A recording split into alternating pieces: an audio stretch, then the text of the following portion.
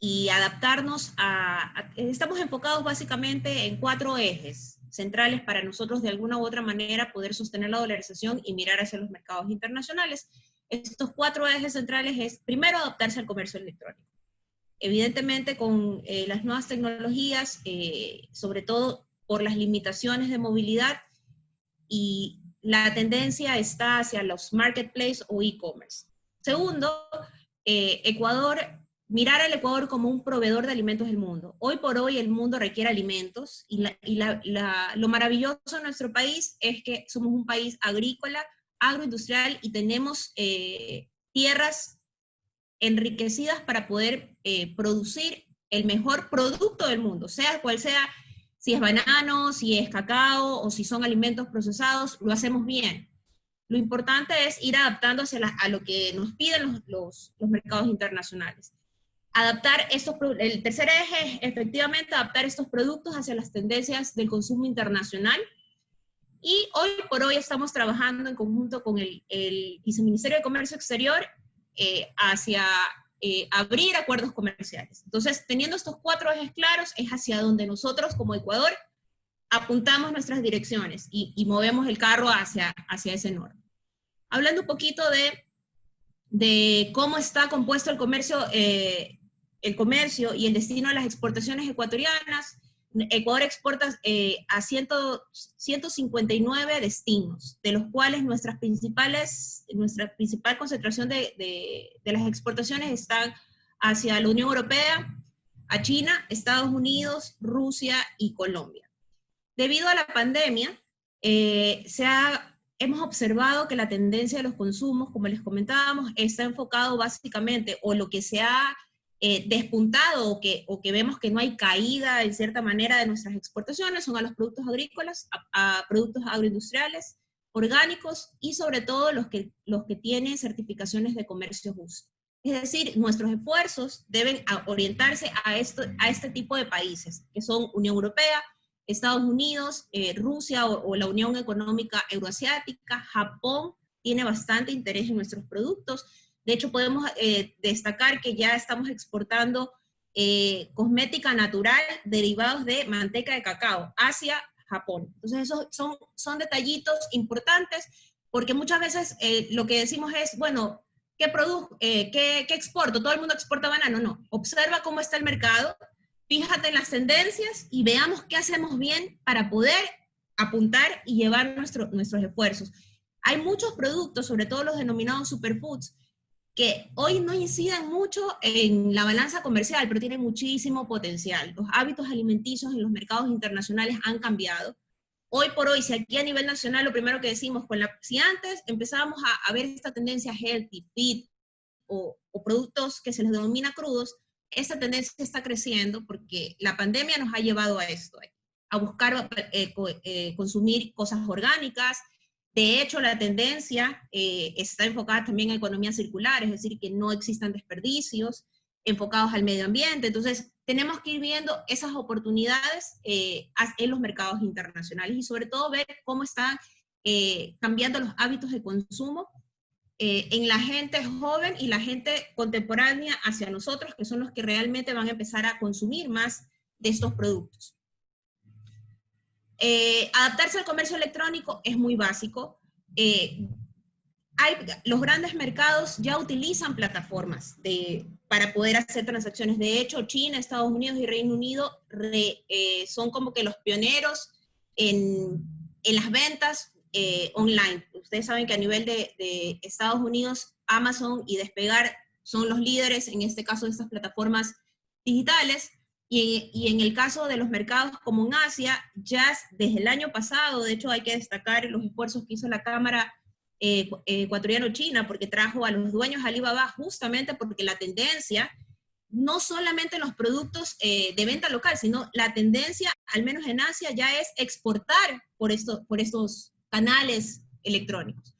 Ecuador evidentemente es un país joven en temas de comercio electrónico, y en general la edad promedio somos de 28 años, estando la mayoría, en este caso, estando la mayoría de edad de trabajar. Presenta una imagen favorable para el incremento de las herramientas y negocios digitales, es decir, hoy por hoy los niños De hecho, las generaciones entre los 12 a 30, 32 años se han adaptado rápidamente al uso de las plataformas. Entonces, y eso es muy bueno porque significa que ellos no temen hacer esas transacciones. De hecho, lo que podemos registrar en la pandemia es que las redes sociales para apoyarnos en las ventas fue una herramienta fundamental justo para los emprendedores.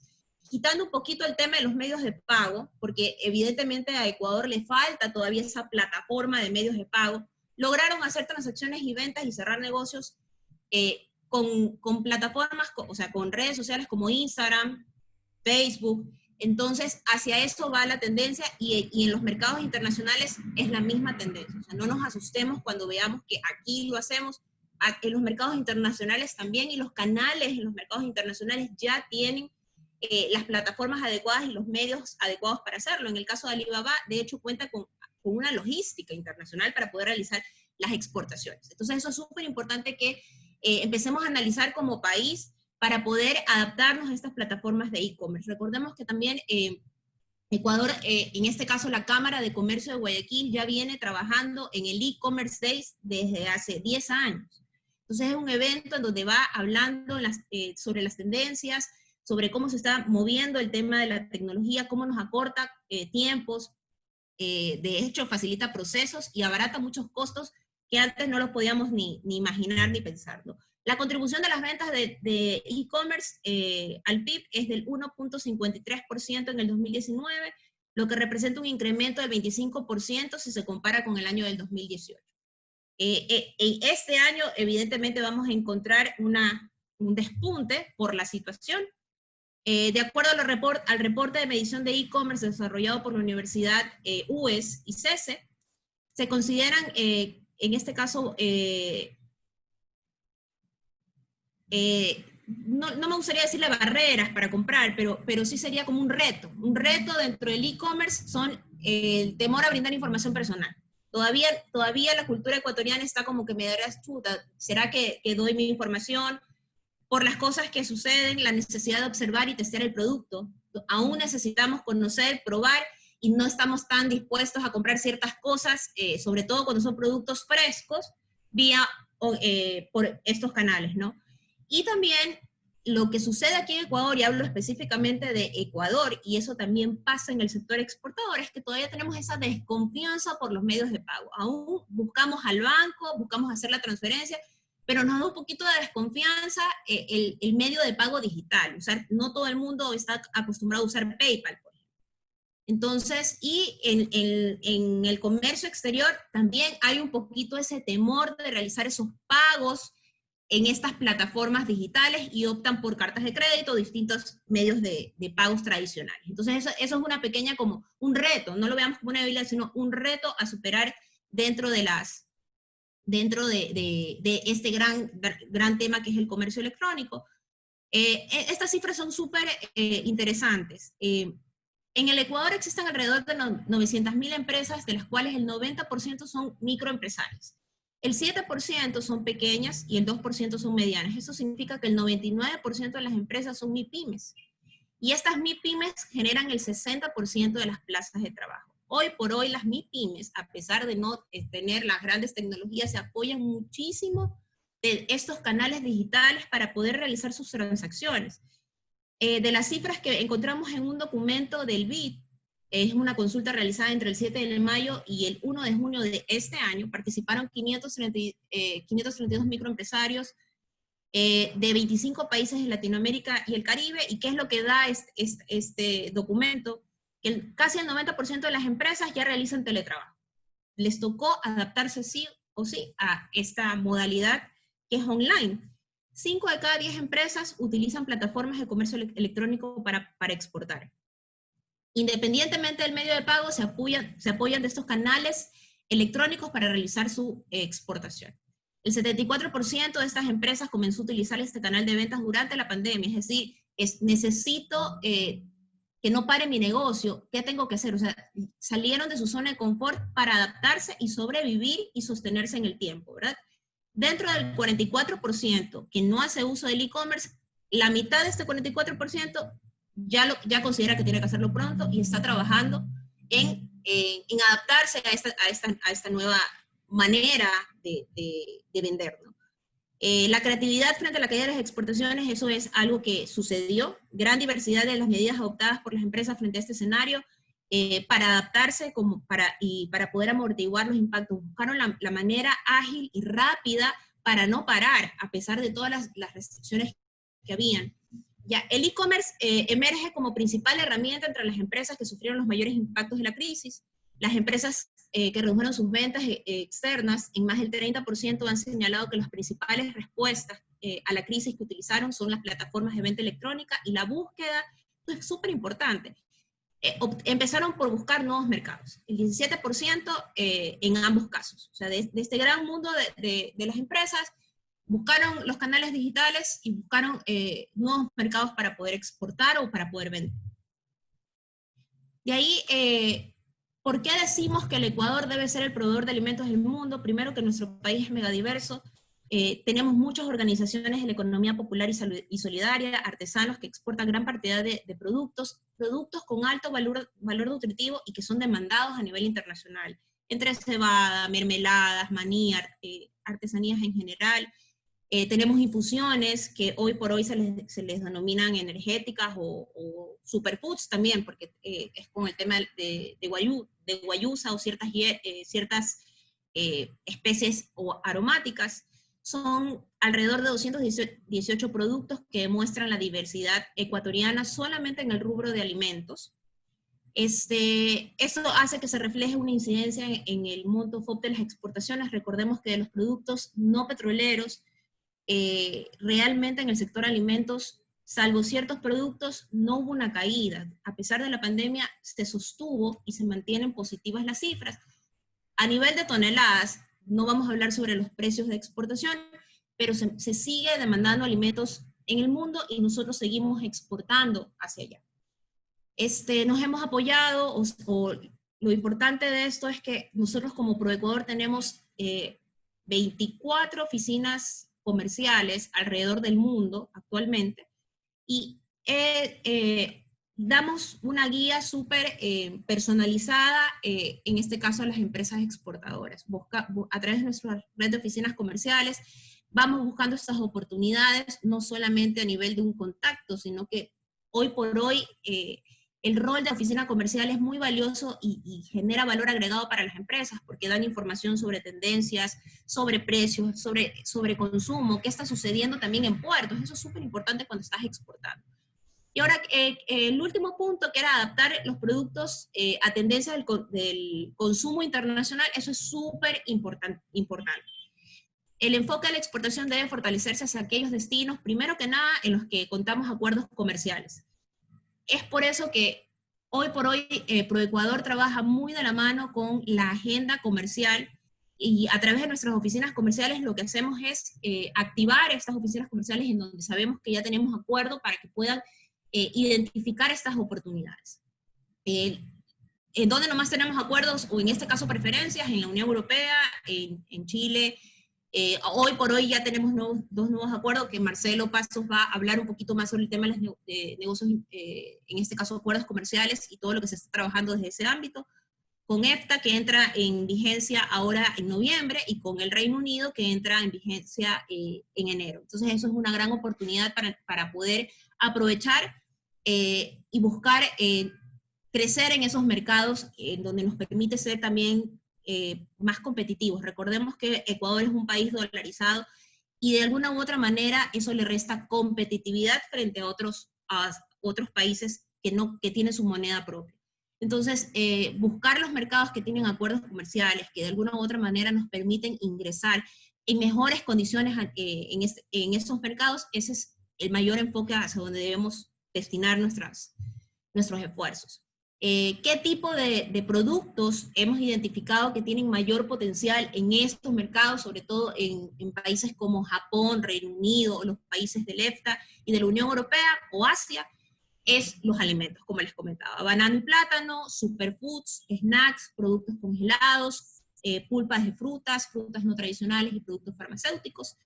Y aquí les voy a hablar un poquito de la tendencia de cada uno de estos grandes productos, ¿no? En superfoods, la demanda internacional de estos alimentos tiene una alta proyección y crecimiento, como les comentaba. Hoy por hoy buscamos que tengan alto valor nutritivo, que no tengan químicos, que no tengan preservantes. De hecho, si ustedes ven la tendencia en países sobre todo europeos, sí se fijan muchísimo en cómo es incluso cultivado y si tienen certificaciones de comercio justo sobre todo.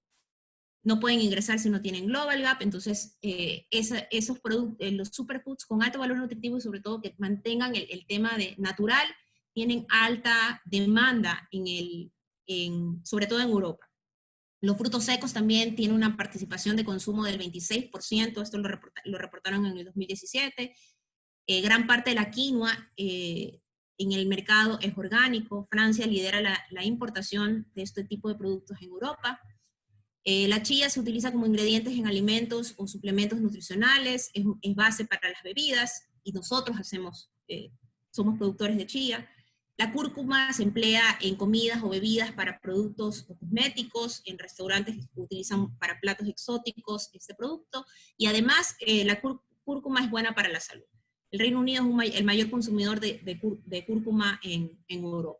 A nivel de snacks, tenemos casos de éxito y sobre todo los consumidores prefieren snacks saludables que aporten energía, granos integrales, barras de omega 3, proteínas, vegetales, fibras. Los habitantes a nivel mundial hoy por hoy se enfocan mucho en hacer deportes y de alguna u otra manera mantenerse activos, y eso ellos requieren estos productos con alto valor nutritivo y que les den energía. En la actualidad, el 38% de los franceses consumen snack una vez al día, y la demanda creciente en granos especiales y productos orgánicos es notorio conforme pasa el tiempo, ¿verdad?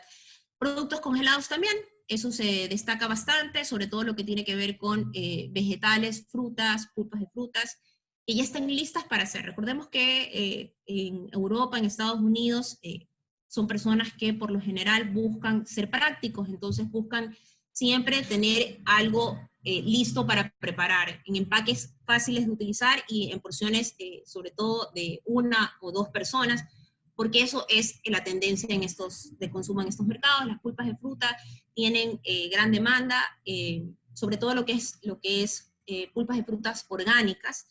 En Europa, la tendencia de las pulpas de frutas es para la creación de nuevos productos, sobre todo en el canal Horeca, que son hoteles, restaurantes.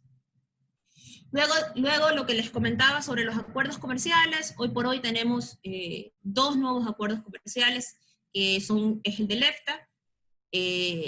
Dentro de las preferencias o productos que se van a ver beneficiados en estos países de Europa que tienen alto poder adquisitivo, están banano, cacao, rosas, aceites de pescados, camarones, frutas y vegetales, y el Reino Unido. Recordemos que el Reino Unido ya no forma parte de la Unión Europea y hemos logrado que el Reino Unido dé las preferencias arancelarias para el 95% de los productos ecuatorianos.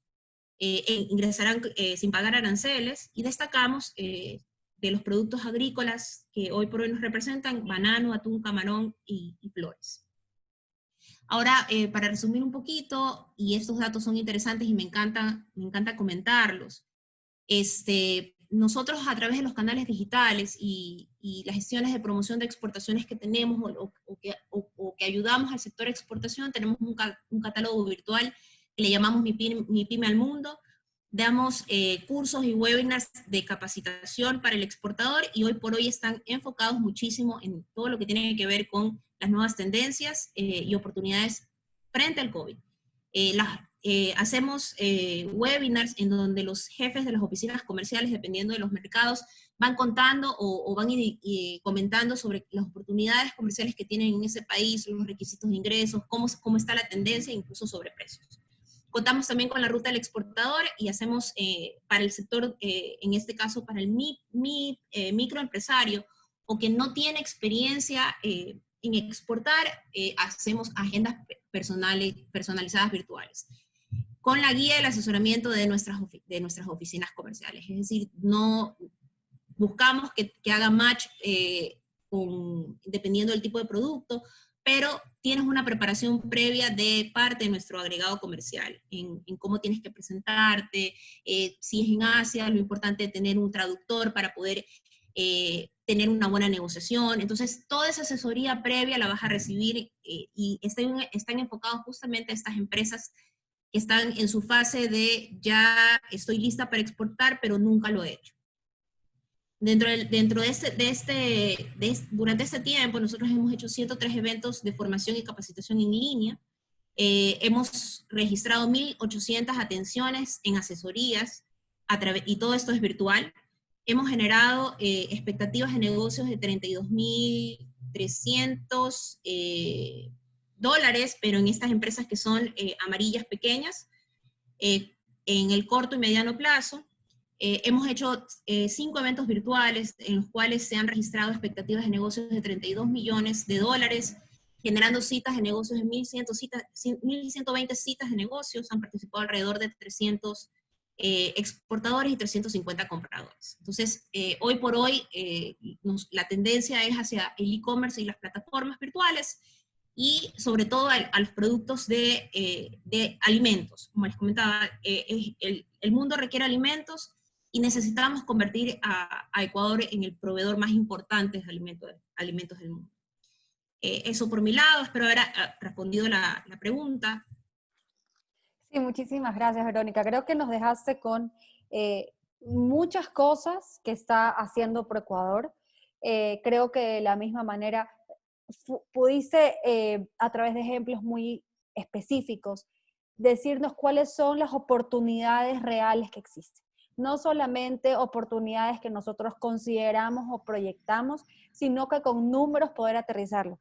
El número que tú hablaste de las pymes es súper interesante porque el año pasado yo estuve en un conversatorio que hablaban que el 70% de las exportaciones de Ecuador a la Unión Europea son de pymes, ¿no? Y eso es súper interesante porque estamos viendo que es un sector que tiene muchísimo valor agregado, tiene muchísima importancia y relevancia en nuestra economía. O sea, cómo nos ven de afuera hacia adentro. Es importante también saber que nuestras pymes tienen tanta relevancia en nuestro PIB, en la generación de empleo, en la generación, en encadenamiento productivo. Entonces, es sumamente gratificante como ecuatoriano, ciudadano, ver que las pymes realmente no solamente estamos hablando de las grandes empresas, sino que hablamos de que las pymes también tienen un papel y un rol sumamente importante en dar la cara al mundo. Así que creo que nos has dado unas cifras súper interesantes. Hay un montón de preguntas que las vamos a hacer a finalizar el conversatorio con los otros panelistas. De hecho, Sonsoles, un dato interesante es que nosotros durante la pandemia, los casos de éxito que hemos registrado han sido justo de empresas no tradicionales y empresas que han realizado su primera exportación. Cuando decimos casos de éxito, son empresas que o exportan por primera vez en su vida o exportan por primera vez hacia un mercado puntual. Y durante la pandemia hemos registrado empresas que han exportado por primera vez a México snacks de quinoa o snacks de chía, a Guatemala, a Centroamérica, este tipo de productos, sobre todo lo que es snacks. También registramos, y eso nos pareció lindo, porque es una empresa que creció con ProEcuador, realizó su primera exportación de un contenedor al Reino Unido de harina de chocho. Entonces, mira, son productos distintos, pero hacia eso va. El mundo requiere alimentos y Superfoods tiene un alto potencial y hoy por hoy, lo que tú mencionas, la mayoría de microempresarios están realizando eso. Hacen miel, buscan este tipo de productos el mensaje que les quiero dar es sean persistentes en la calidad y continúen con este proceso porque oportunidades a nivel internacional hay, pero es muy importante que nos enfoquemos en mejorar la calidad y cumplir con todas las exigencias que nos piden los mercados internacionales, pero oportunidades para los productos ecuatorianos con estas características las hay y tenemos casos de éxito que lo demuestran. Sí, correcto. Creo que el tema alimentario a nivel mundial, sobre todo, uno escucha siempre en programas, en radios, en noticias, que la tendencia alimenticia del mundo está yendo a los superfoods, a la comida saludable, a las tendencias fit, vegetarianas, veganas y demás. Entonces, creo que hay un gran mercado y un gran potencial. Así que muchísimas gracias, Verónica, viceministra. Vamos ahora a hablar, ya vimos cuáles son las oportunidades post-COVID que tenemos como productos ecuatorianos. Ahora a Marcelo le vamos a preguntar cuáles son los retos post-COVID que tenemos en el comercio internacional y cómo ha evolucionado las negociaciones para el acuerdo comercial con la Alianza del Pacífico. Muchísimas gracias y buenas tardes, Marcelo. Estás con el micrófono apagado. Muchísimas gracias. Gracias. Viceministra Sonsoles, muchas gracias. Verónica, una excelente exposición. Muchos de los temas que se han tocado los hemos trabajado justamente porque había que reaccionar. En época de pandemia tuvimos que movernos, trabajar día y noche, reinventarnos, repensar, y todo en conjunto, sector público, privado. Y yo, en la preparación de esta exposición, en base a estas preguntas que me han hecho, reflexionaba mucho sobre la importancia de la convergencia público-privado y de la academia también. Importantísimo. Y eso es parte de los retos. Leía una noticia el día de hoy que, según la agencia calificadora de riesgos, Ecuador va recién a volver a crecer en los niveles que teníamos en el 2024. Y yo recordaba, hacía un símil de cuando una computadora ya se llena y trabajamos, a veces se conflictúa y hay que apagarla. Y este momento es eso. Yo lo veo como que es un buen momento para reorganizar nuestra plataforma exportadora y reorganizarnos y proyectarnos hacia ese futuro. Es decir, es una oportunidad. Y en cada crisis hay oportunidades. Y esta es una oportunidad excelente para justamente ver cuáles son las oportunidades. Creo que nuestra viceministra ya lo ha mencionado muy bien, adaptarnos al comercio electrónico. Yo quería hacer solo un comentario en base a eso. México es un país de 130 millones de personas, en cifras redondas. Y al año 2016, imagínense, tengo una cifra de acá, ya tenía 60.6 millones de personas utilizando smartphone. Hasta el año pasado, 1 de cada 10 hogares ya tenía un robot de limpieza o un robot que generaba funciones automáticas en su casa. Adicionalmente, a pesar de esto y a pesar de toda esta conectividad, México se encontraba ya a la saga como un país preparado para compras online. Y ahora, en medio de esta pandemia, todo se movió. Lo que se iba, el cambio que esperaban dar, o el salto que esperaban dar en 5 años, pues lo tuvieron que comprimir. Y eso nos pasó a todos. Y todos empezamos a innovar y a utilizar estas herramientas tecnológicas y empezamos a descubrir grandes cosas. Y ahí se dan también las oportunidades. A pesar de que México tiene toda esta capacidad, esta conectividad, los indicadores más débiles se asemejan mucho a los que tenemos. Confiabilidad de los servicios postales, del sector servicios. Y esto lo voy a conectar ahora a contestar con la pregunta que se me hizo en el tema de comercio exterior. ¿Cuáles son los retos que tenemos? Que van conectados en lo que hemos estado haciendo como ministerio y trabajando de cerca con el sector privado. Entonces, esa confiabilidad en los servicios hace que una parte del comercio en México no despegue o no hacía que antes se despegue. Y lo mismo sucede con el comercio exterior. A veces la confiabilidad, la parte de la confianza es clave. La otra es la persona con cuenta de banco. 37 de cada 100 personas en el 2017 tenían cuentas bancarias. Eso ha ido mejorando y el Banco Central tuvo que crear monedas digitales para poder mejorar el uso de las plataformas electrónicas. Ahí también hago un símil con lo que nosotros tenemos de nuestro sistema financiero. Es importantísimo para la base de comercio exterior. La confianza que ha demostrado actualmente el sistema, nuestro sistema financiero, soportando en tremenda crisis la misma dolarización, ha sido importante, pero es clave también en el comercio exterior. dicho eso y complementando lo que la exposición que ha hecho nuestra viceministra, yo me permitiría hablar de los retos en unas 2 láminas que no sé si me permiten compartirlas, por favor, y después Correcto. hablar de la segunda parte de la pregunta, que es la parte bilateral, la parte del comercio. Yo me voy a permitir compartir muy poquitas láminas porque sé que el tiempo es bastante corto y no me voy a demorar mucho. Sin embargo, hablando de los retos, creo que voy a hablar más conceptualmente antes que específicamente, como ya bien lo ha hecho nuestra viceministra. En la pantalla, no sé si ya la pueden ver. El ayer ya no es igual que el mañana. Esta pandemia ya nos cambió todo. Y ahí tenemos que identificar a nivel macro qué variables debemos mejorar para exportar más bienes y servicios. Ojo, el tema servicios es importante y también más lejos, diversificar.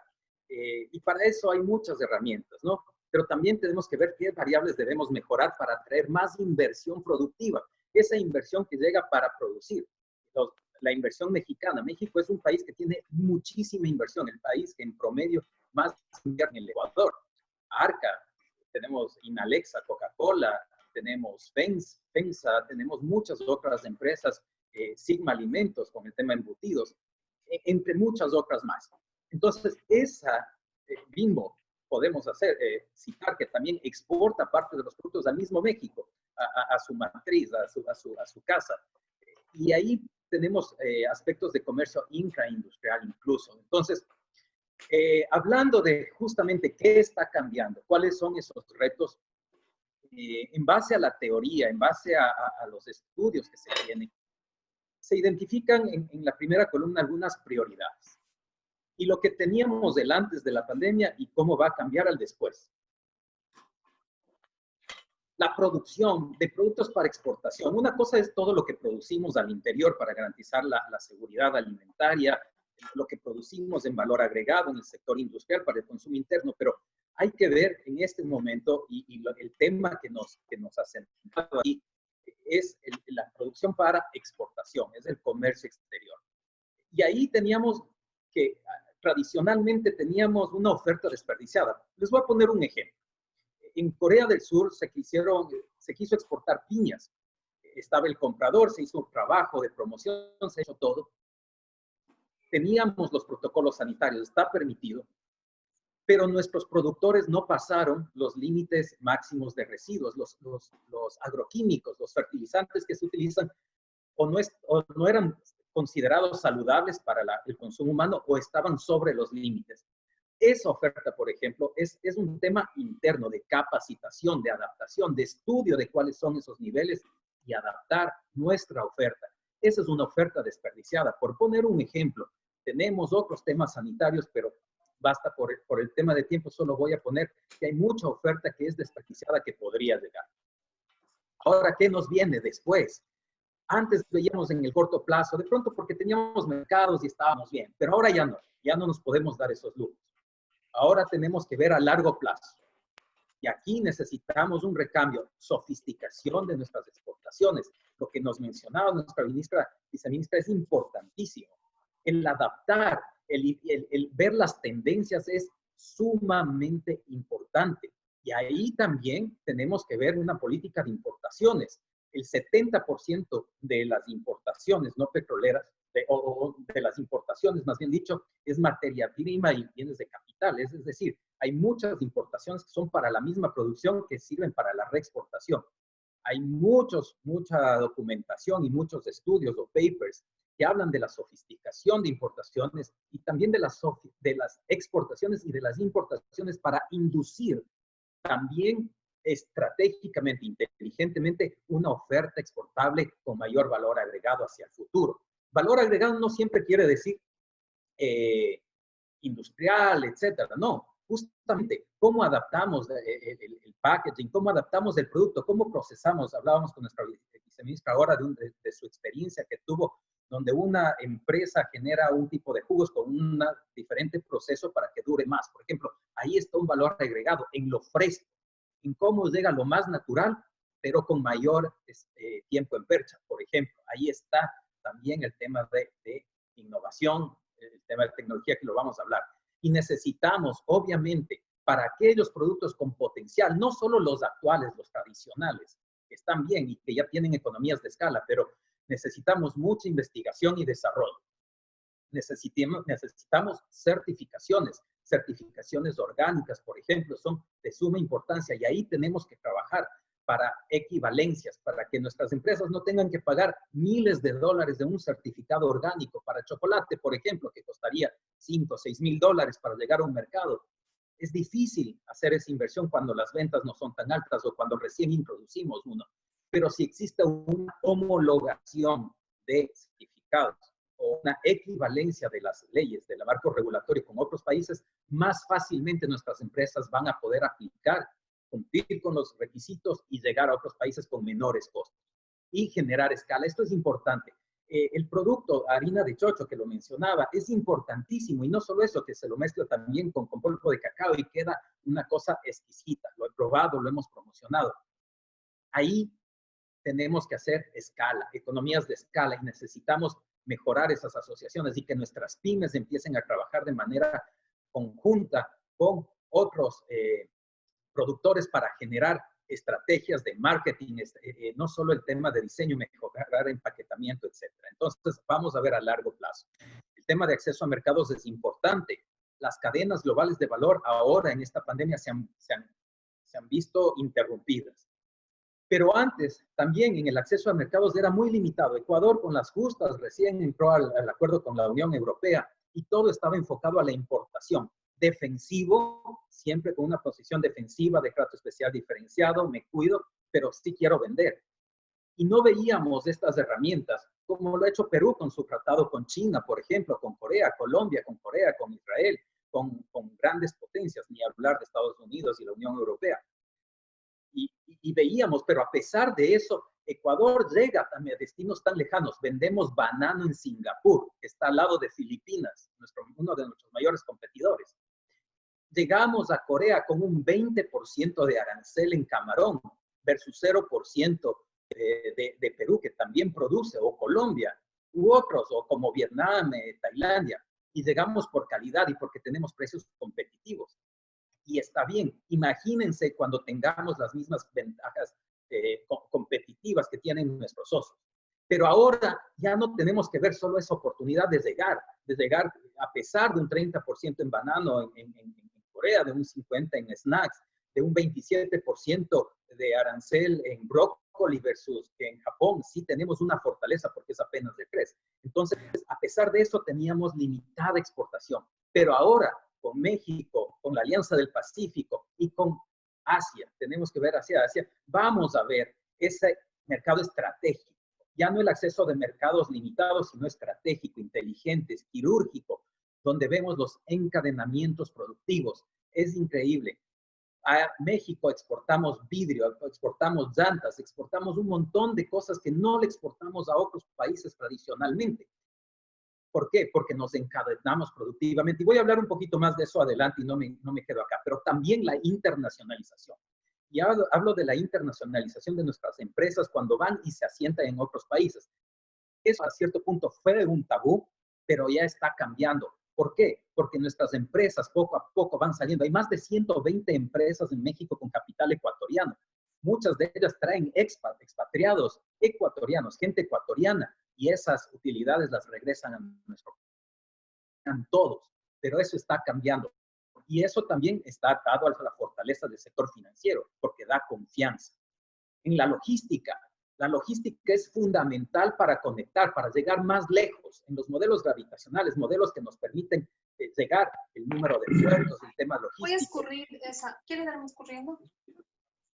¿Aló? Bueno, la logística siempre fue un problema. No teníamos suficiente logística. Ya no puede pasar eso. Ahora necesitamos inversión. Necesitamos llegar y ahí justamente la convergencia público-privada academia debe dar esas soluciones y atraer esas inversiones para que ya no sean un problema, sino que sean una solución. La inversión no solo ya la tenemos que ver hacia adentro, en infraestructura, por ejemplo, donde era inward hacia adentro, pero inducido. Y las que hacían inversión hacia afuera, las poquitas empresas que hacían hacia afuera, como las de México, lo hacían por evadir un riesgo.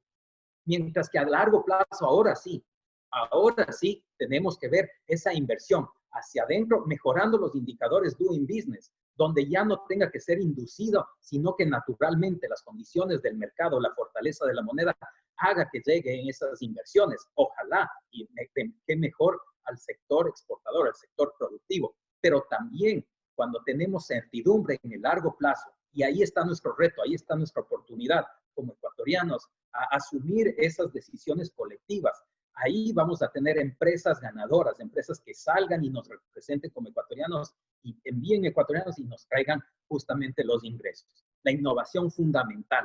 Estos son pilares para el comercio exterior. Antes la innovación era incipiente, ya no puede ser incipiente. Ahora hay mucha innovación en productos nuevos, pero tenemos que seguir viendo esa demanda futura. Innovar no solo es tecnología, no. Innovar es lo que nos ha dicho nuestra viceministra.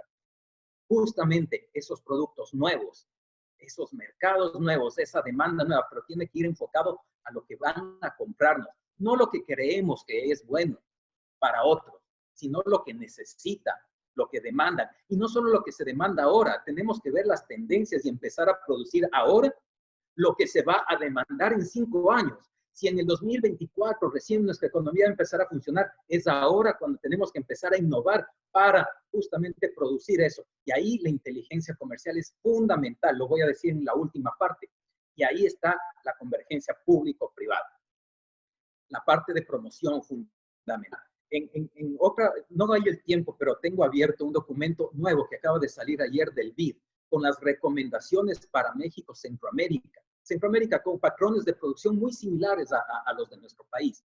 Y una de las recomendaciones, entre otras, para que no se vayan las empresas, para que se siga produciendo y para que lleguen a nuevos destinos, es el tema de la producción, de la promoción. Y ahí tenemos que ser inteligentes en el soft power. Esa imagen, cómo queremos vendernos, qué es lo que nos caracteriza. ¿Será la comida como Perú?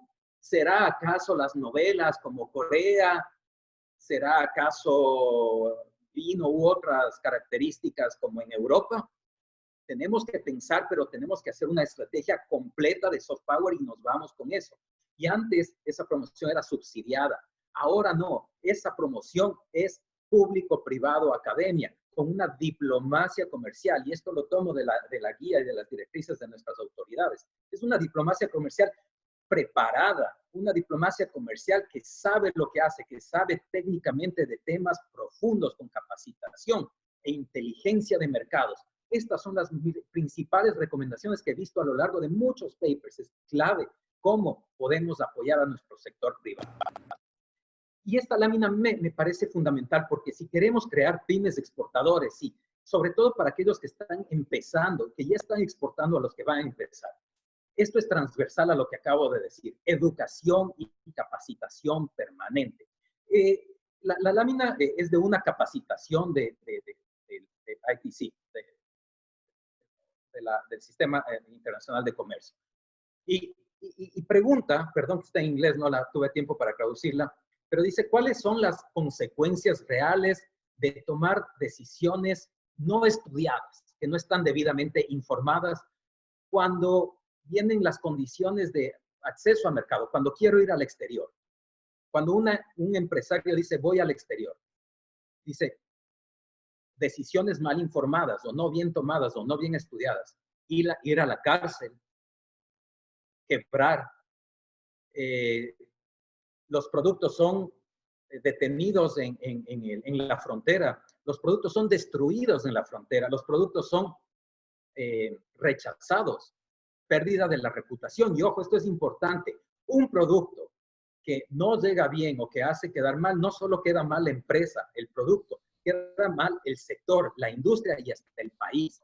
Eso nos ha pasado, son casos reales donde un mal producto que llegó mal o algo destruye la reputación del país entero y afecta a otros exportadores, no solo del mismo sector, sino a veces de otros. Pérdida de clientes, multas, auditorías, costos adicionales, etc. Y la última opción dice todos los anteriores. Selección, esta era parte del examen donde uno seleccionaba ¿Saben cuál fue lastimosamente la respuesta? Todas las anteriores. Es por eso que no puede ser tomado a la ligera el exportar. Tenemos que cambiar la cultura exportadora, tenemos que tener esa convergencia público-privada para que nuestros exportadores tomen decisiones bien analizadas. Ahora bien, yo termino con esta parte más conceptual en base al reto y a lo que me habían solicitado. Y ahora vamos a lo bilateral. ¿Cómo estamos con México? Antes de hablar con esto, está negociando un acuerdo de integración económica. ¿Por qué? Porque hay la decisión y hay la declaración presidencial de que Ecuador tome la ruta para ser miembro de la Alianza del Pacífico. Eso es lo conceptual, así es como las máximas autoridades de los países, no en una, en varias ocasiones lo han decidido. Los sectores privados empresariales en grupo del Ecuador y de los países de la Alianza del Pacífico también han manifestado su interés y su decidida apoyo para que esto suceda. Pero las reglas del juego dicen que para ser miembros de este club, de este bloque Alianza del Pacífico, cada país, cada miembro debe tener un acuerdo comercial completo con cada uno de los socios originales. México, Perú, Colombia, Chile. Ecuador ya tiene el marco de la CAN con Perú y con Colombia. Terminamos ya la negociación que se anunciará próximamente, los contenidos. Ya se terminó de ampliar la negociación del acuerdo que teníamos con Chile y ahora estamos justamente en el camino de México. En esto se están negociando ya 22 mesas, hay muchos avances en alrededor de 8 áreas, mesas, como lo quieran llamar, pero hay dos cosas que sí son importantes. Una, se incorporan temas de pymes, cómo incorporar a las pymes, y hay un capítulo específico para eso, pero también es inclusivo, y también se habla del tema de género, de cómo creamos balances e inclusividad para que este acuerdo sea realmente inclusivo y realmente participativo por todos, absolutamente todos nuestros ciudadanos. Y en eso hay retos, hay oportunidades que las voy a explicar en este momento y me voy a enfocar en lo que toda la gente quiere saber. Bueno, ya la negociación, pero ¿qué va a hacer? ¿Nos quieren vender todo y vamos a destruir o vamos a exportar? Ahí vuelvo a repetir lo que decía.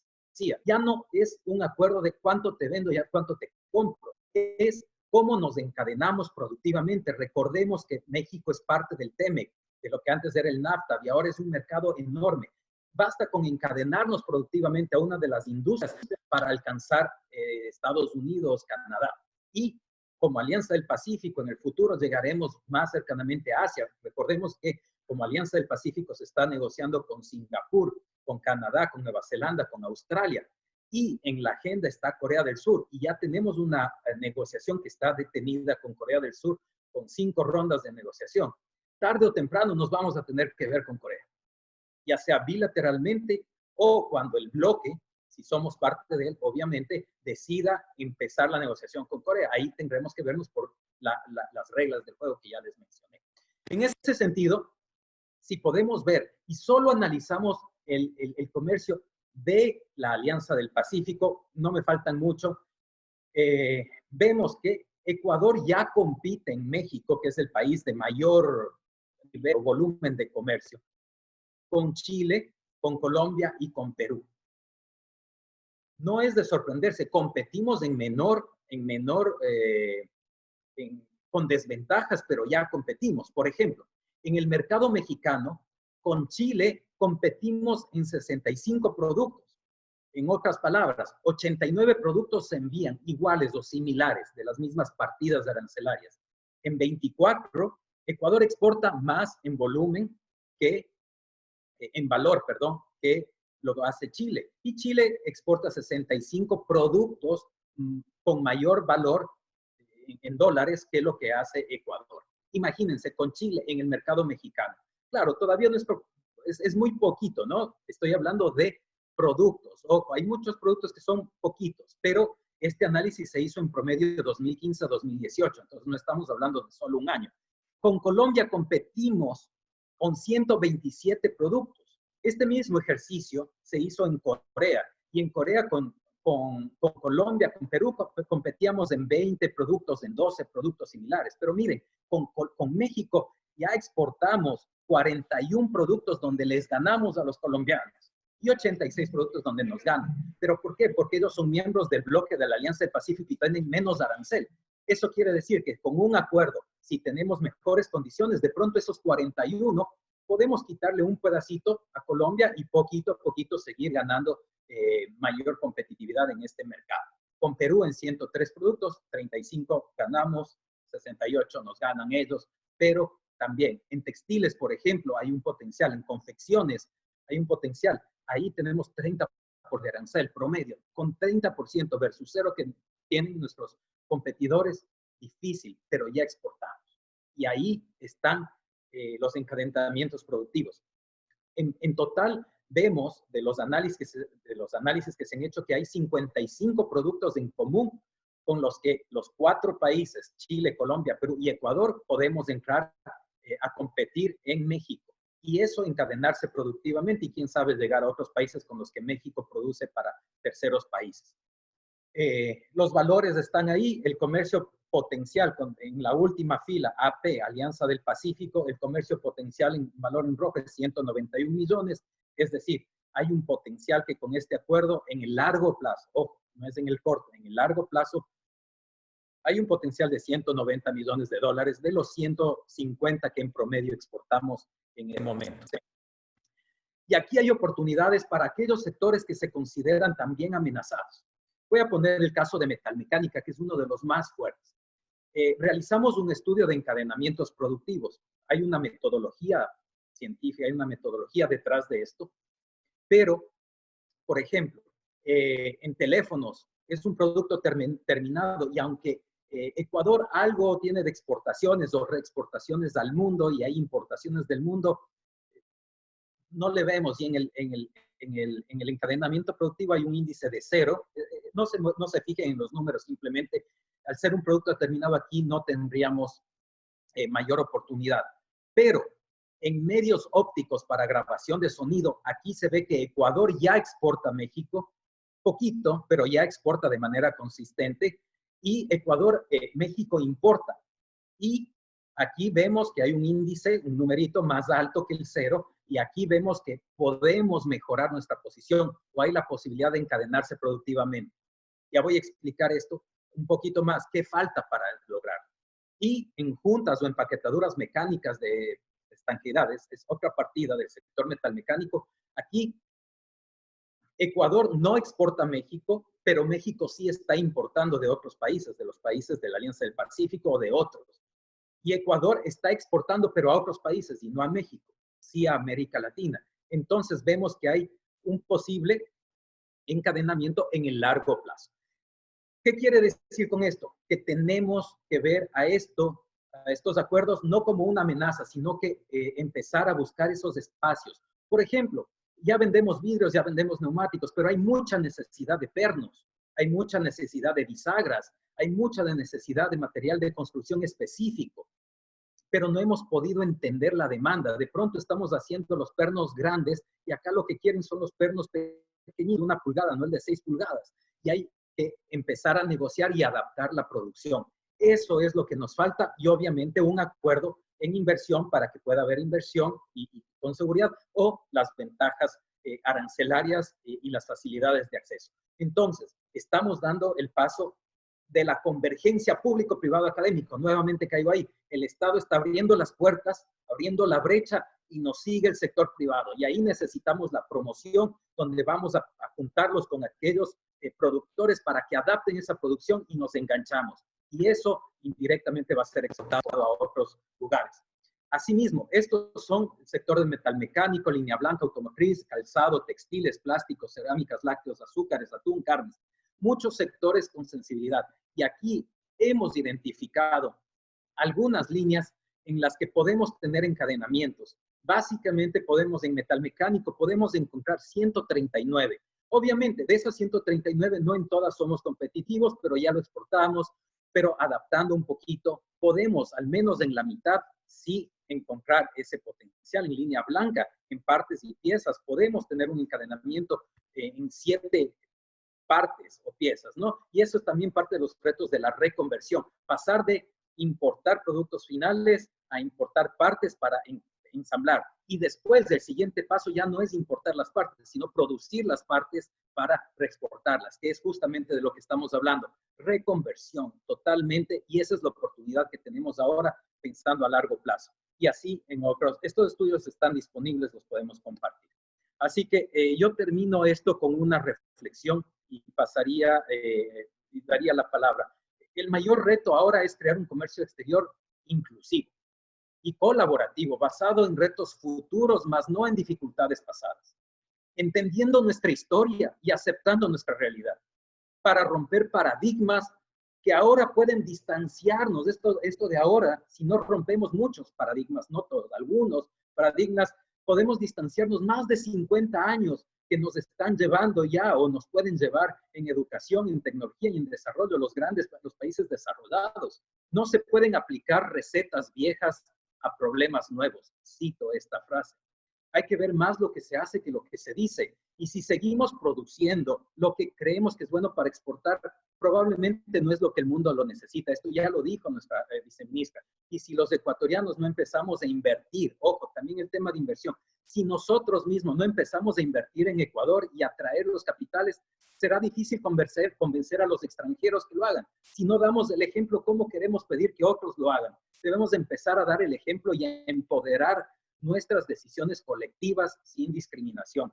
Como un cuerpo, como un país, como un cuerpo, como en un cuerpo, cada miembro tiene su función, el brazo, la pierna, todo. En un estado, cada sector debe cumplir a cabalidad la suya para lograr un sueño, para lograr una meta, un objetivo, y esto que se convierta ya en una vida exitosa, con crecimiento, beneficios, desarrollo, bienestar para todos. Muchísimas gracias. Gracias, Marcelo. Realmente es súper interesante tu exposición.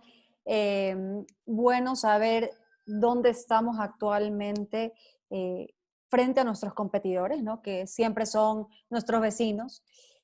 Creo que hay algunas cosas adicionales que como país tenemos que visionar, ¿no? Nuestra normativa todavía necesita ciertos refuerzos en ciertas partes, necesitamos, yo por ejemplo soy y me considero una persona evangelizadora de las zonas francas, hablo siempre, tuiteo siempre de eso, y creo que es una herramienta que le ha servido a Colombia para estar en la posición que están sus productos. Tú hablas de encadenamiento productivo y para poder importar, transformar y reexportar, necesitamos estas zonas especiales, territoriales, que nos permiten agregar valor sin necesidad de agregar trámites burocráticos, sin necesidad de agregar costos, sino que simplemente son zonas especiales fuera del territorio que les damos un montón de beneficios a nuestros inversionistas extranjeros para que nos vean a nosotros como la tierra de la inversión para el encadenamiento productivo. Esa creo yo que debe ser también una voz para afuera cuando hablamos ya de estar frente a competidores tan importantes como Perú y Colombia, ¿no? Perú desde el año, tienen 15 años ellos en un crecimiento exponencial que han tenido, que pasaron de exportar muy poco a exportar uno de los mayores exportadores de la región. Claro, Colombia desde el 2005 con sus zonas francas ha podido exponenciar también sus productos. Tenemos que también tener en cuenta que nuestros costos logísticos versus a los costos logísticos de nuestros países competidores, sí, tenemos unos costos logísticos que oscilan entre el 20 y el 30%, lo cual hace que nuestros productos siempre se encarezcan. Pero creo que más allá de las cosas actuales, circunstancias, situaciones que vivimos como país, que tenemos un camino muy largo por recorrer, porque, o sea, Ecuador no se acaba con este mandato. Ecuador tiene que seguir, Ecuador tiene que tener una política de comercio internacional sostenible, estable y visionaria. Entonces creo que todo lo que hemos hablado hasta este momento de las oportunidades y los retos que el sector privado, en esa alianza público-privada que creo que la han trabajado muy, muy, muy bien, muy de cerca, muy fuerte, creo que nos han dado un abanico de opciones, de qué es lo que hay, ¿no? Ya queda en cada uno ver cómo toma esos retos y lo convierte en una oportunidad, porque creo que siempre hay una oportunidad. Creo que hay muchas empresas que durante esta pandemia han tomado ese reto, ese desafío y se han innovado, han transformado, ¿no? Y han logrado salir fructíferos de este caos que nos ha llegado a nivel internacional a todos. Entonces, creo que tus comentarios, las cifras, los datos han sido sumamente valiosos. Creo que también nos hace reflexionar como empresarios, como exportadores, como ciudadanos, qué tenemos que hacer. O sea, no es solamente vernos y decir, ok, tal vez Chile exporta 30 productos más en volumen que nosotros. No es decir, ok, esa es la situación que está actualmente, sino que siempre podemos hacer algo más, siempre podemos revertir las situaciones. Y agradezco muchísimo, Marcelo, que hayas expuesto una realidad y que nos hayas dejado a nosotros participar de esas cifras y pues excelente exposición, muchísimas gracias. Y ahora nos vamos al sector privado, vamos a hablar ahora con José Antonio Hidalgo. Y José Antonio, luego de haber escuchado a la viceministra, a Marcelo que está en México, quiero preguntarte, ¿cuál es tu diagnóstico? ¿Cuál es el diagnóstico de la situación de la industria bananera en Ecuador? Y en medio de estas complicaciones, de esta pandemia, de estas crisis económicas que estamos viviendo los países, ¿qué complicaciones adicionales tú crees que esto ha surgido dentro de las exportaciones del banano? Bueno, primero, gracias Sonsoles por la invitación. Qué gusto poder estar acá. Qué gusto compartir este panel con estos dos grandes expositores, con la viceministra Verónica Chávez y con Marcelo Pasos. Somos, la verdad es que nos consideramos un equipo de trabajo. Venimos trabajando de la mano con una sinergia tremenda, con todos los desafíos que ya veníamos arrastrando como sector productivo, a ahora desafíos adicionales, ¿no? Y me dio gusto, antes de empezar con las dos preguntas, me dio gusto escuchar justamente ese trabajo que hemos venido realizando, impulsando el comercio electrónico, lo que mencionaba Verónica, justamente digamos, en mi sombrero del directorio de Cámara de China. El año pasado se trajo al grupo Alibaba junto con ProEcuador y ya veníamos hablando de comercio electrónico. Es una plataforma que tiene más de 700 millones de usuarios activos, más de 10 millones de comerciantes activos y con una estrategia que se llama Winchain, ¿no? Que cubre toda la cadena de comercialización de comida. Y hoy en día están comprando ellos directamente como ecosistema Alibaba 1.500 toneladas de alimentos en todo el mundo. Y ellos ya venían implementando cadenas de distribución, no solo por la parte de e-commerce, sino también con supermercados inteligentes donde no tienes que llevar dinero, no tienes que tocar, ¿no? Y esto se llama la estrategia de GEMA o subretail que se llaman GEMA, que es Fresh Hippo, que ya hoy en día tienen más de 175 tiendas a nivel de toda China y tenían pronosticado terminar con 300 este año, pero yo creo que un poco la situación ahora de la pandemia pues los ha complicado. Y eso que quería un poco dar ese preámbulo porque fue algo muy, muy bueno que realizamos desde el año pasado junto con Ecuador y ya veníamos hablando de este tema. Sobre la primera pregunta del diagnóstico, bueno, la industria bananera, que es el sombrero que actualmente estoy liderando en la Asociación de Exportadores de Banano del Ecuador, se viene enfrentando a múltiples desafíos. Ya veníamos a estos desafíos. Entre esos, excesiva regulación.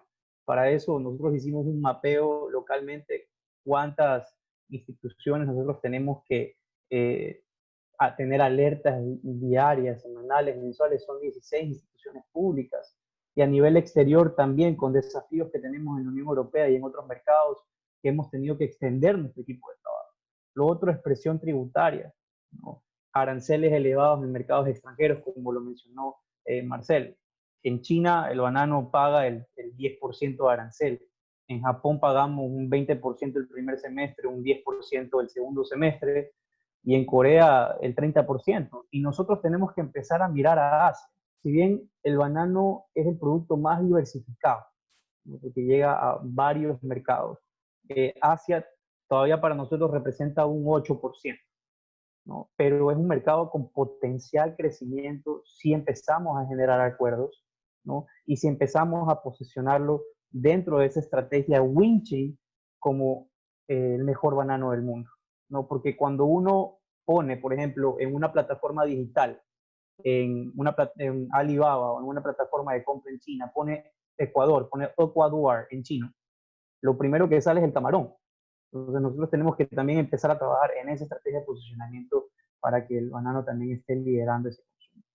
De ahí tenemos otro tipo de problemáticas, mayores exigencias laborales y ambientales en la Unión Europea, desventaja por falta de estos acuerdos comerciales versus nuestros competidores, y esto nos ha ocasionado pérdida de mercado con diferentes competidores a nivel latinoamericano en los mercados, digamos, más estables para nosotros. Sin embargo, son grandes noticias que el enfoque ahora del equipo de comercio exterior esté hacia tratados comerciales. Creo que se ha venido demostrando justamente lo que ha indicado nuestra viceministra.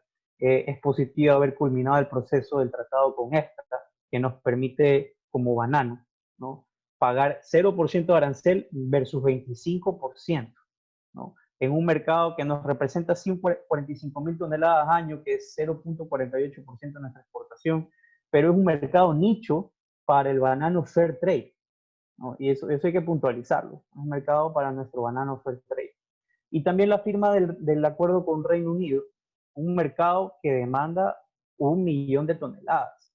Hoy, para nosotros, como Ecuador, representa 116.000 toneladas año aproximadamente. Y por la falta del acuerdo veníamos decreciendo casi al 6.20%, ¿no? Y en este caso, con todo este antecedente, por eso yo siempre menciono, y recién escribí un artículo en El Universo que lo llamé ser exportador exige resiliencia, ¿no? Porque para ponerles un contexto de la situación, como mencioné, nuestro principal destino en el banano ecuatoriano en 2019 fue la Unión Europea, pero ni siquiera con un acuerdo comercial no significa una garantía para que para nuestras exportaciones bananeras hacia ese destino. La Unión Europea no es el mercado que más paga, exige certificaciones. Mencionaba Marcelo, pide que se disminuya el uso de plaguicidas, los LMR, lo cual pone en riesgo las plantaciones, dejándolas expuestas a enfermedades como la cigatoca negra, como el Fusarium raza 4, que no se ha ido el Fusarium raza 4 y es una amenaza inminente para nuestro sector. Es un hongo que ataca la plantación y prácticamente la pierdes, ¿no? Tienes que quemarla y no puedes usar el suelo por mucho tiempo. Y a la vez exige un producto de mejor calidad y barato, ¿no?, cuando para poderte mantener con buenas prácticas agrícolas requieres de mucha inversión, ¿no? Entonces, todos estos desafíos venimos así, pero no solo indico los desafíos o las problemáticas que venimos pasando. La pregunta es ¿qué estamos haciendo nosotros como sector, ¿no? Y por nuestro lado, no solo hablamos de competitividad o hablamos o indicamos que hay que hacer algo por el encadenamiento productivo. Nosotros estamos haciendo algo por el encadenamiento productivo. Tenemos una agenda de competitividad con todos los actores de la cadena de valor. Y por eso en este marco de la agenda, ya el sector viene trabajando desde hace 1 año y medio con el proceso de formación de un clúster bananero, ¿no? Y este clúster lo conformamos 4 gremios dentro del país. AEBE, que somos la Asociación de Exportadores de Banano del Ecuador, que representamos el 70% de la exportación del país. Acorbanet, que es otra asociación que maneja exportaciones, que representa el 30% de la exportación. Agroban, que es un gremio de productores que maneja el 50% de la producción del país. Y la Cámara de Agricultura Segunda Zona, pero la parte de división banana, ¿no? Y un clúster, ¿cuál es el concepto? De acuerdo a Porter en Gran Agenda de Competitividad de las Naciones. Es un grupo interconectado de empresas, proveedoras especializadas e industrias relacionadas, ¿no? Y esta estrategia vemos que ha dado resultado en otras latitudes, ¿no? Los países más innovadores han logrado consolidar agendas de desarrollo que vienen desde el sector privado e integran al sector público de forma organizada. Y eso es lo que hemos estado haciendo cohesionado. Como ustedes deben de conocer estos clústeres de tecnología en Japón, en San José de San Francisco, en Estados Unidos, o el de Shenzhen, en China, que ha permitido que en 4 décadas esta pequeña aldea de pescadores, ubicada en el sur de China, donde comenzó el milagro del dragón asiático, sea ahora donde vivan más de 50.000 millonarios, siendo uno de los polos principales de innovación tecnológica en Asia. Actualmente, el clúster bananero ecuatoriano sueña que la industria bananera ecuatoriana sea convertida en un Shenzhen o un San José, San Francisco de banano. Cuando hablamos de innovación bananera, tenemos que hablar de lo que es variedades resistentes a los desafíos que yo acabé de mencionar, investigación, que lo estamos haciendo dentro del grupo del clúster. Hoy estamos en una fase de consolidación metodológica. Estamos en fase 3 de esa consolidación metodológica de toda esta cadena, con la asesoría del Tecnológico de Monterrey. Tenemos una metodología con el tecnológico.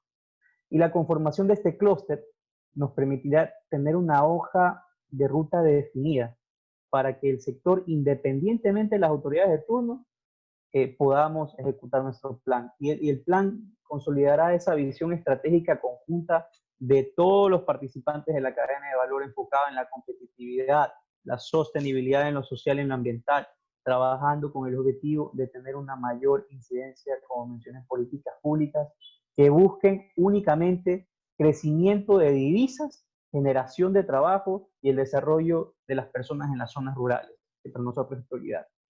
Este plan de competitividad lo vamos a lanzar ya en octubre de este año. Y ya no seremos solo un clúster de conformación, sino seremos un clúster conformado, ¿no? Y para la segunda consulta, en medio de las complicaciones económicas que enfrenta el país, ¿qué complicaciones hemos tenido aparte de las que ya he mencionado? Sin duda estamos enfrentando una de las peores crisis para la humanidad con el COVID-19. Y si bien las estadísticas en cajas indican un crecimiento del 10.33% en el primer cuatrimestre para banano, la realidad es que para el sector han surgido complicaciones semana a semana. Y debemos partir refiriéndonos por la situación de cada mercado, como al principio de la pandemia, la llegada de la fruta a países en Medio Oriente, donde está casi 15% de nuestras exportaciones, donde se cerraron fronteras. Por su lado, en países de Europa como Italia o de Asia como Corea y China, la expansión del coronavirus obligó a que se implementen mayores controles, lo que causó un impacto decreciente para nuestras exportaciones en las zonas mencionadas. Y eso a su vez provocó la saturación de mercados con excesos de oferta que causó disminución de precios. Entonces, nosotros tenemos que dividir al mercado bananero en dos.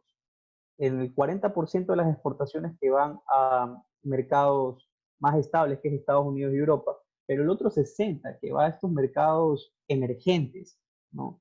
Donde ha habido mucho más problema con la distribución y mucho más problema con el impacto del cierre de los mercados de transferencia o el cierre de las escuelas.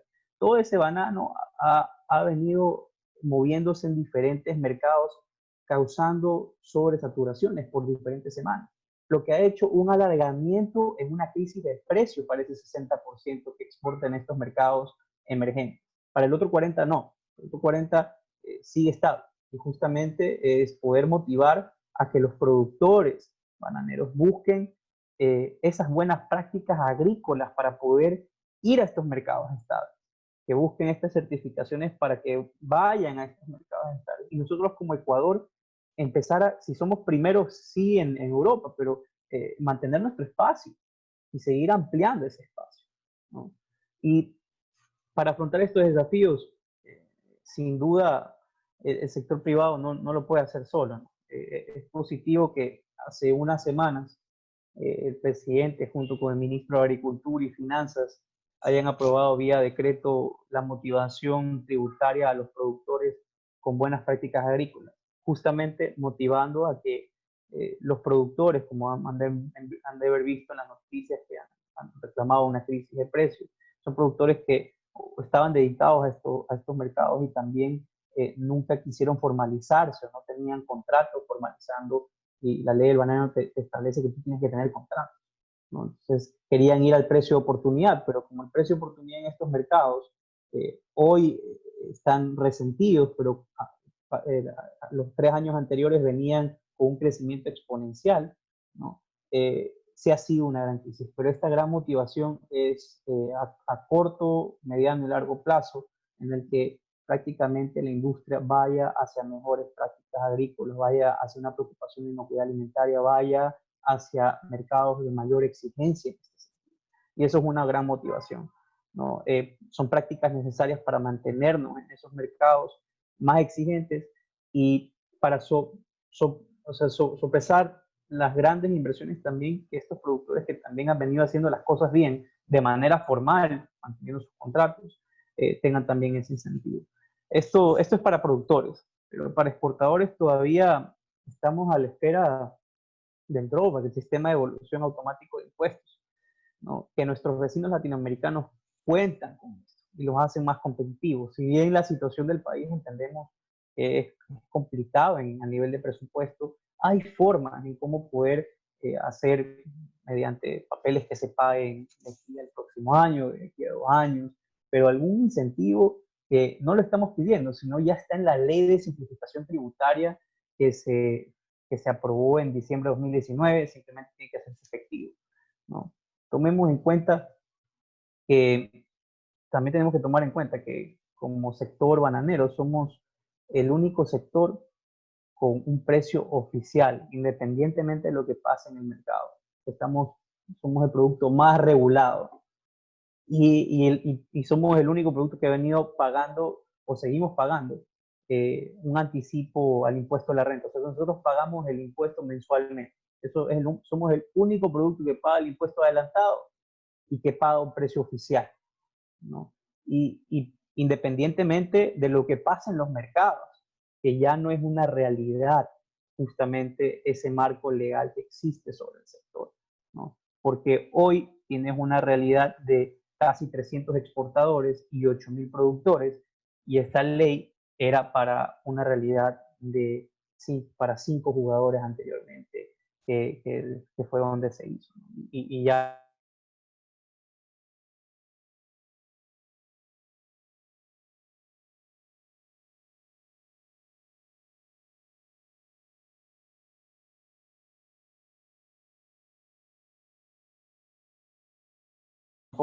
asegurar la provisión continua del producto que cumpla con esas normas fitosanitarias y poder ganar espacio en los mercados estables.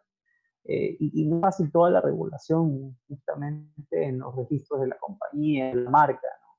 Y pienso, para culminar con 2 mensajes, que el mérito ahora es seguir de pie, a pesar de un entorno que desincentiva, y nos hemos dado cuenta nosotros como sector madurando, no solo hablando a nivel teórico, sino trabajando en una agenda de unificación. O sea, somos creyentes que una situación como la que vive el país hoy en día, el trabajo es obligatorio, no opcional. Y por eso seguimos adelante con nuestra agenda de consolidación de este clúster bananero, justamente para mantener esos 250.000 plazas de empleo y las divisas que tanto necesitamos. Gracias. No sé si hay alguna pregunta. Sí, muchísimas gracias, José Antonio. La verdad es que el sector bananero siempre ha sido, disculpa si mi internet está un poco inestable, pero sí, la verdad es que el sector bananero creo que siempre ha sido sumamente atacado, siempre ha sido sumamente regulado, tiene una normativa antiquísima. Es momento de ponernos la camiseta de la actualidad, de ver qué está pasando.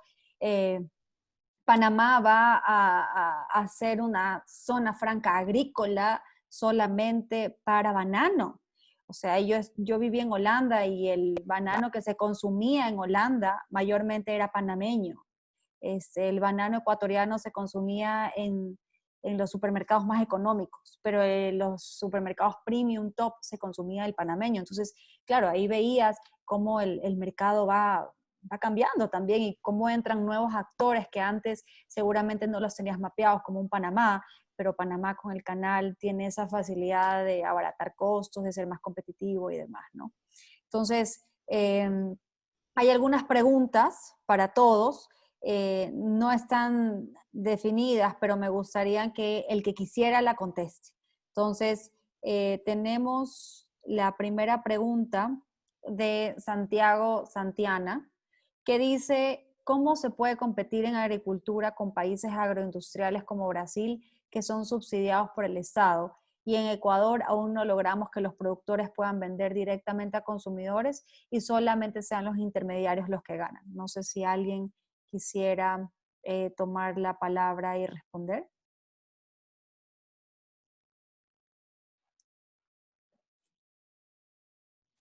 Marcelo, la viceministra. ¿O tú, José? Sí, yo lo podría decir en el marco de cuál es el desafío, porque siempre es el productor que tiene que llegar a ser exportador para que llegue al mercado directamente, y es digamos, esa gran pregunta en cuánto gana cada quien, cuánto se queda en la cadena y la parte de injusticia, y eso lo vivimos nosotros todos los días, pero hoy con un mundo tan interconectado, ¿no? Donde la información cada vez más, justamente en el esquema de certificación, ahora nosotros salíamos de varias sesiones con diferentes certificadoras porque estamos viendo alternativas, porque tenemos una pelea con una certificadora que estamos viendo que está sobrepasándose a ser un ente más regulador, pero ya exigen todo esto, más transparencia. Entonces tienes más transparencia en el manejo de la información, en dónde conseguir clientes, en las estrategias, que claro, la persona que quiere encadenarse a los mercados tiene las herramientas que tiene en ProEcuador, y hay un semáforo en ProEcuador donde tienes que seguir un requisito. No es fácil, y como yo indicaba, tienes que enfocarte en buscar mercados que tengan las condiciones de demanda aceptable, tienes que ver que cumplas todas las normas fitosanitarias, tienes que ver registro de tu marca, de la compañía, y tienes que entrar en todo ese ámbito. Y para el sector bananero, por ejemplo, si quieres tú ser exportador, hasta poner garantías sobre la ley. Entonces, si estás dispuesto a seguir todo ese semáforo y a poder visualizarte en ferias hoy en día que son virtuales, ¿no? En plataformas de información comercial, lo puedes hacer, encadenarte y poder vender. Entonces, sí, en ese sentido, va a ser la experiencia que he podido vivir hoy con la transparencia de información, mucho más fácil, pero tampoco es fácil. Necesitas resiliencia. Cada uno se tiene que dedicar a lo que se especializa cada uno.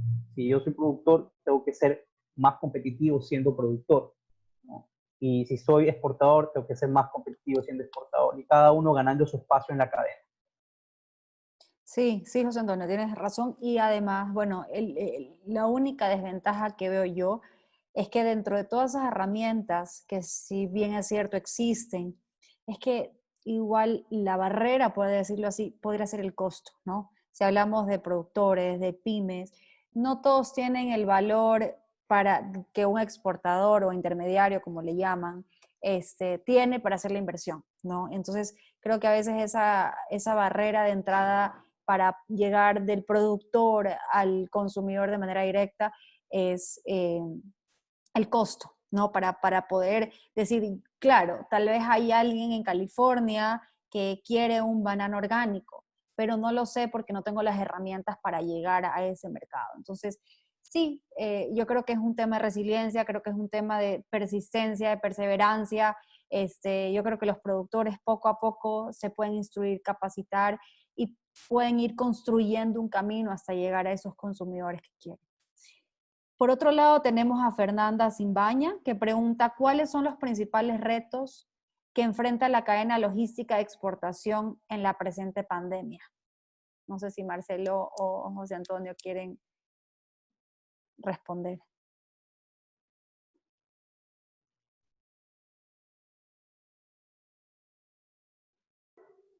Marcelo, por favor.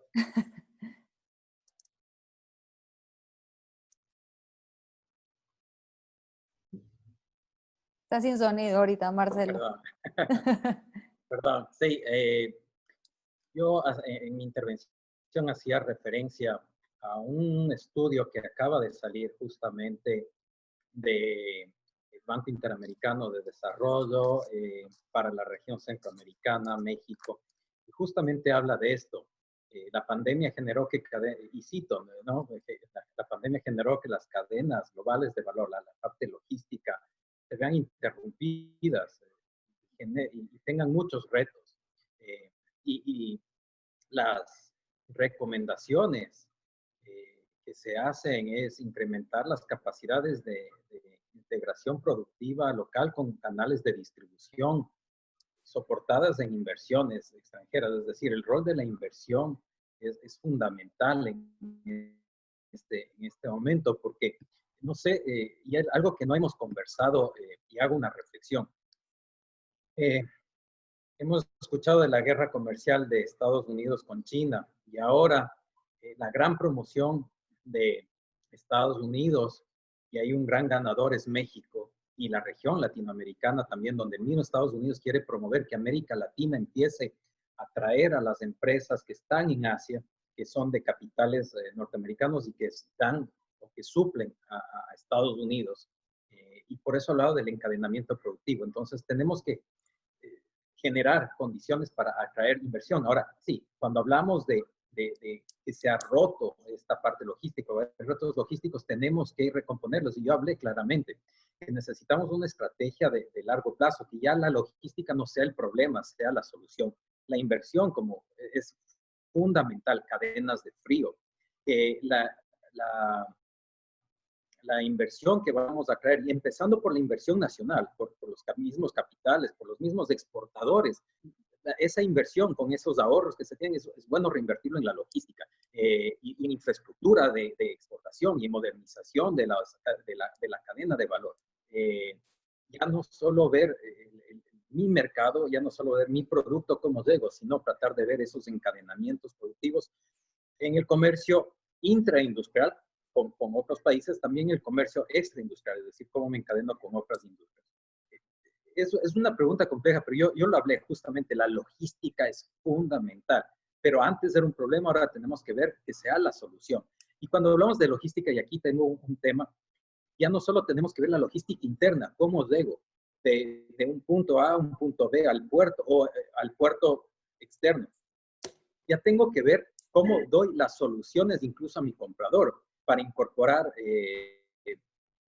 ya no solo el código de barras, es decir, la logística para tener centros de acopio en el exterior, por ejemplo, para reducir los costos, cómo generamos centros de distribución en el exterior, centros regionales. Es cómo facilitar, porque el importador es un socio, es un inversionista hasta cierto punto que cree en nuestro producto. Y ahí hay diferencias, también tenemos que entender. El importador asiático asume el riesgo, pero por ejemplo el importador mexicano no le gusta, él quiere el producto ya desaduanizado y ahí te compra porque solo quiere venderlo.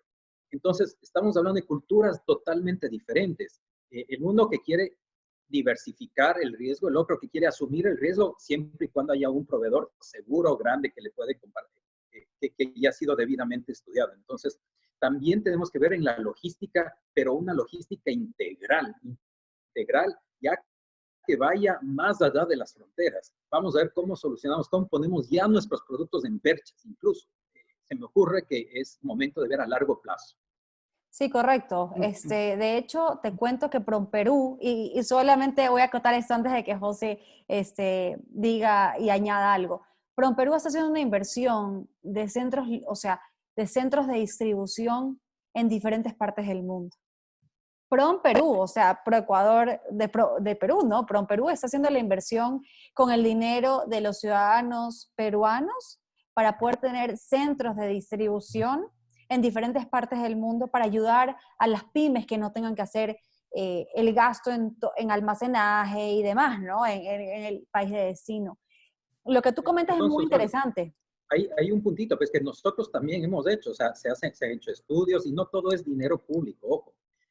Hay gente, acá en México ya tenemos gente que quiere montar ese centro de acopio en Ecuador de consolidación Ecuador y desconsolidación acá. Es decir, si hay inversionistas, obviamente lo hacen cuando hay la confianza. Y en Correcto. este caso confían en nuestra institución porque han visto seriedad, entonces confían en un proyecto, les presentamos los productos, dice, ok, vamos a empezar, ya íbamos a empezar con 5 productos de 5 empresas diferentes. Se nos vino la pandemia, obviamente, entonces también no todo es ver el dinero, sino aquellos aliados, socios estratégicos, y los hay. Y se puede hacer ese trabajo y lo vamos, y estamos ya en ese camino. Perdón, tenía que hacer la aclaración. No, sí, sí, Pero no todo es dinero, inversión pública, sino correcto. tiene que ser mixto, ¿no? Lo que pasa es que, claro, nosotros estamos definitivamente en una situación económica diferente a Perú. Entonces, claro, tal vez hace 5 años ProEcuador pudo haber hecho esa inversión. Simplemente que en ese momento, tal vez para ProEcuador no era necesario hacer esa inversión. Y lo digo ¿por qué? Porque hoy en día hay una tendencia que se llama el nearshoring. Ya tú no necesitas tener tus cadenas de suministros en Asia, sino que lo que se busca es que a nivel regional puedas tener tus cadenas de suministro cercana, porque la pandemia lo que hizo fue sacar a flote que hay una debilidad, un eslabón débil que es estar lejos, ¿no? Y eso hace que muchas veces tengamos que, se retrasaron producciones, se retrasaron entregas de productos y demás. Pero bueno, en todo caso, José, ¿tú querías aportar algo adicional a lo que estábamos conversando? Sí, algo nomás de qué desafíos pudimos tener en la pandemia. Fueron varios, ¿no? Problemas logísticos internos, ya cuando, bueno, externos al principio hacia Asia. Nos provocaron diferentes blank sailing porque se detuvieron las actividades en varios puertos y hubo congestionamiento en las entregas. Eso atrasó pagos.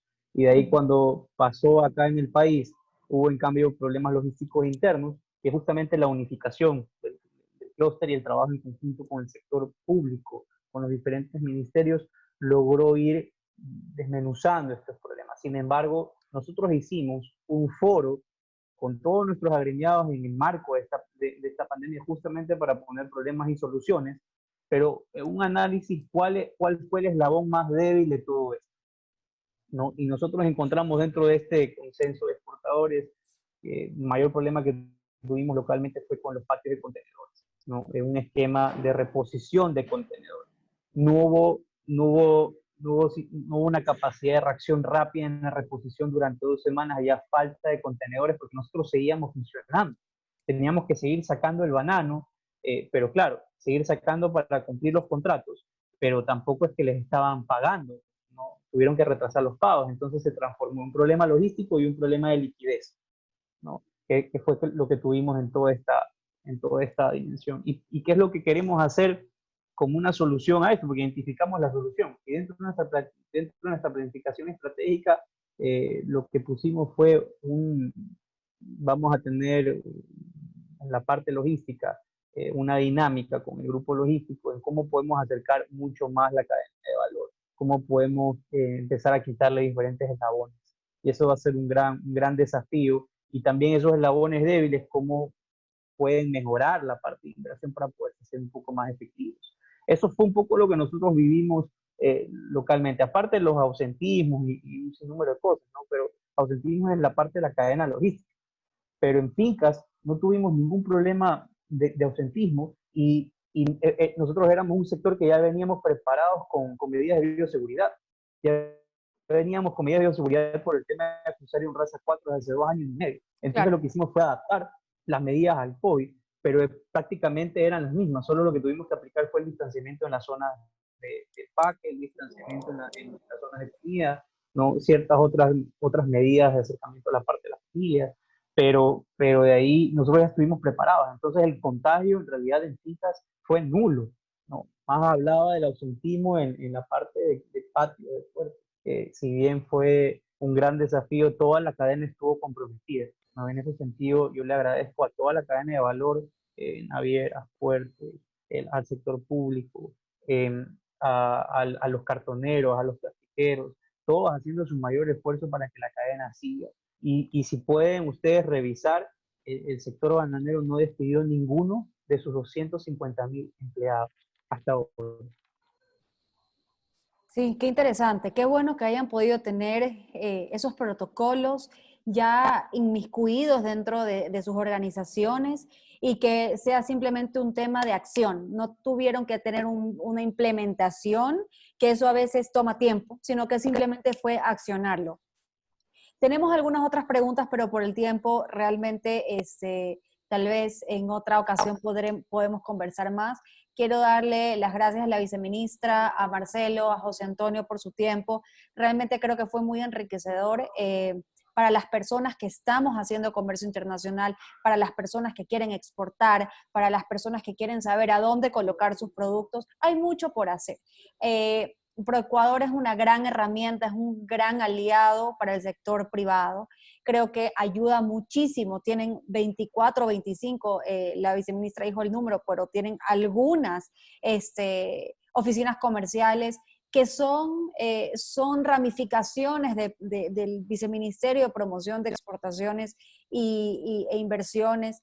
Es como tener tu casa en muchas partes del mundo que te representa. Creo que es muy válido. Simplemente hay que tener paciencia, estamos en una época donde realmente las cosas no funcionan como siempre y como antes, tenemos que acercar a esta nueva realidad. Creo que todos los datos y observaciones que nos dieron los panelistas hoy día fueron de gran ayuda y creo que tienen que ser un panorama para ver adelante a los que queremos exportar o los que queremos hacer y seguir creciendo en el comercio internacional. De parte de ICC Ecuador, de la Cámara de Comercio de Quito, de Comerx, les agradecemos el tiempo a todos los participantes y pues a los expositores por habernos dado un pedacito de su conocimiento, instruirnos más en las materias que ustedes son peritos. Así que de parte de todos estamos sumamente agradecidos y nos vemos en otra sesión de Tardes de Comercio Exterior. Que tengan buenas noches. Gracias, gracias, Sonsoles, gracias, viceministra, Marcelo, gracias a todos. Gracias a todos. Me gustaría dar unas palabritas de cierre. Sí, claro. Preguntas sobre procesos de superfoods o cómo internacionalizar. Los invito a que tomen contacto con ProEcuador en el área de balcón de servicios para que puedan ir fortaleciendo sobre todo e insertarse a la ruta del exportador. Y en función de eso, puedan determinar en qué escala de la ruta del exportador están y de esa manera poderles ofrecer el acompañamiento que requieren.